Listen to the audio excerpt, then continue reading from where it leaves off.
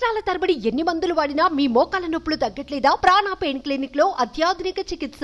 4వసారి ఆంధ్రప్రదేశ్ ముఖ్యమంత్రిగా నారా చంద్రబాబు నాయుడు బాధ్యతలు తీసుకున్న విషయం తెలిసిందే.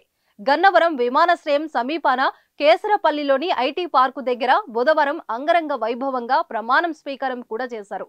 ముఖ్యమంత్రితో పాటు పవన్ కళ్యాణ్, లోకేష్ తో సహా 24 మంది మంత్రులతో ఏపీ కేబినెట్ కొలువుదీరింది. అయితే ప్రమాణ స్వీకారం అనంతరం ముఖ్యమంత్రిగా బాధ్యతలు చేపట్టిన అనంతరం చంద్రబాబు కుటుంబ సమేతంగా తిరుమల శ్రీవారిని దర్శించుకుని వెంకన్నకు తొలి మొక్కు చెల్లించారు.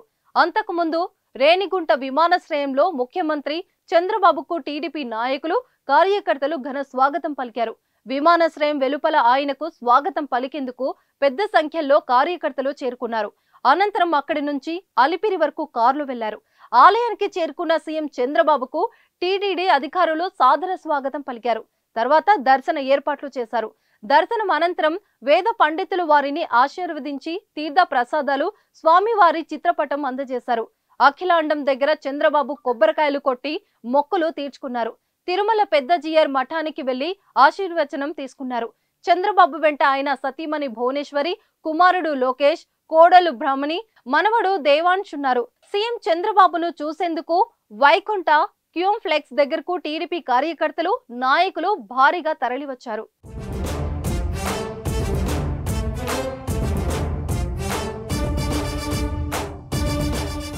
సుమన్ టీవీలో మీ పర్సనల్ అండ్ బిజినెస్ ప్రమోషన్స్ కోసం కింది నెంబర్కి కాంటాక్ట్ చేయండి.